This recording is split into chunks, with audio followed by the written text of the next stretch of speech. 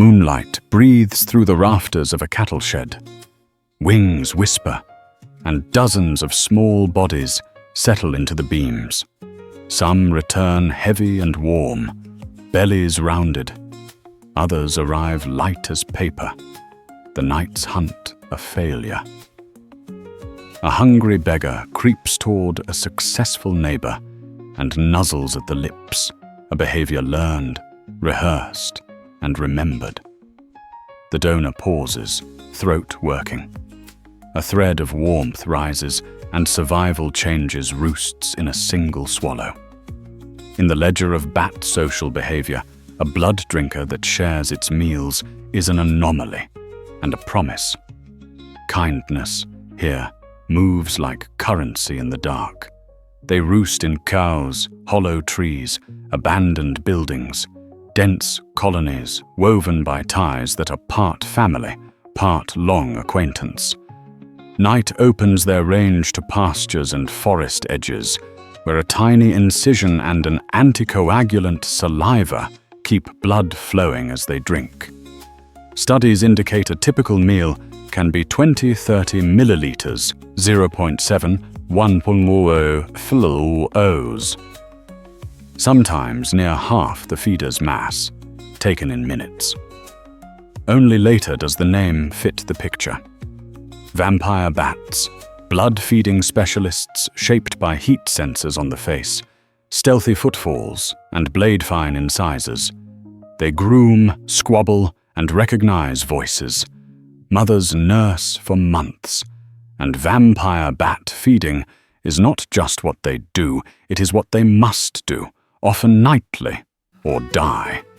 Within this matrix of need, refusal, and memory, the colony's ledger deepens. Here is the paradox, set in bone and hunger. How did reciprocal altruism evolve in a predator with such specialized feeding habits? Failure is common. Evidence suggests many foragers return empty on a given night. Starvation can loom after just 48 to 72 hours without a meal. Yet inside the roost, the solution looks almost domestic. A fed animal will regurgitate blood into the mouth of a fasting companion. The exchange is measured, not random. Donations flow more often to those that have helped before, or to close kin. And the same pairs repeat this choreography across weeks and years. In technical language, vampire bat food sharing sorts itself along remembered debts and reliable partners, like an account book that tracks both principal and interest.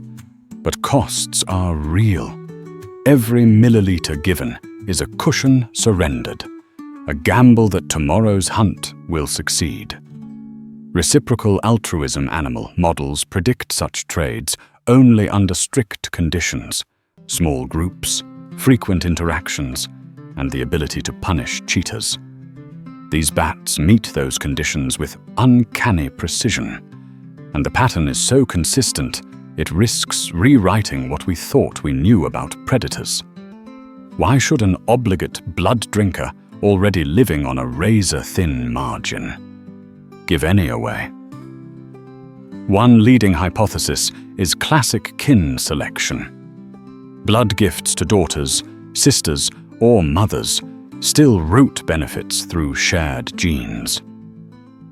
Studies indicate these transfers occur, and they can be substantial.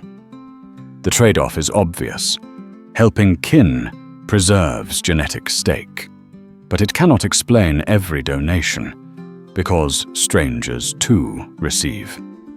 A second hypothesis, direct reciprocity, treats the roost as a long game of repeated choices.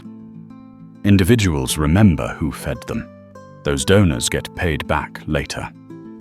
Here, the small colony size, long lifespans, and nightly opportunities favor a memory-driven market. Yet reciprocity alone leaves gaps. Cheaters could accept and vanish. A third idea blends the first two in a broader biological market. Donations buy more than calories. They purchase reliable allies. Grooming, co-roosting, and vigilant defense stitch partners together, making bat colony cooperation a bundled commodity.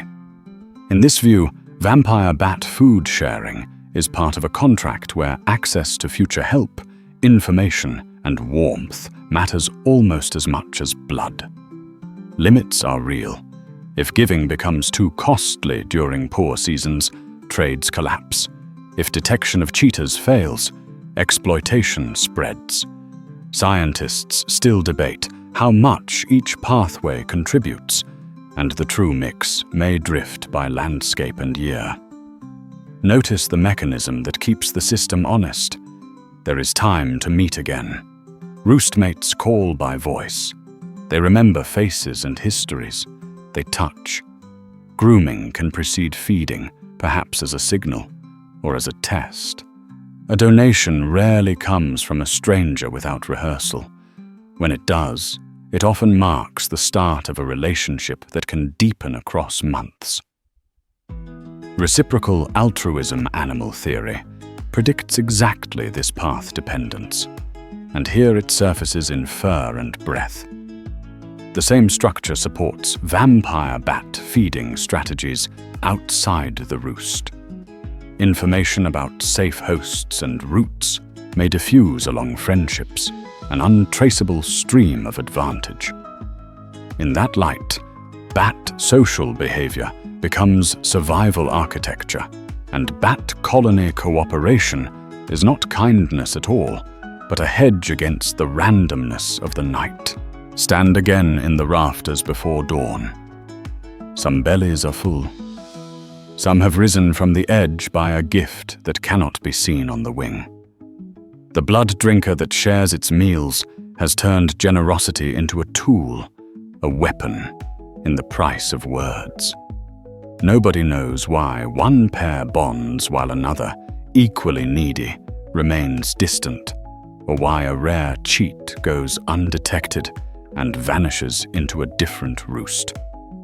Yet the pattern holds. Dependence braided into freedom, debt braided into trust. If kindness can be a survival weapon, the terms are written in memory, hunger, and the quiet math of return. Bat colony cooperation persists like a heartbeat in the dark, and the ledger never closes.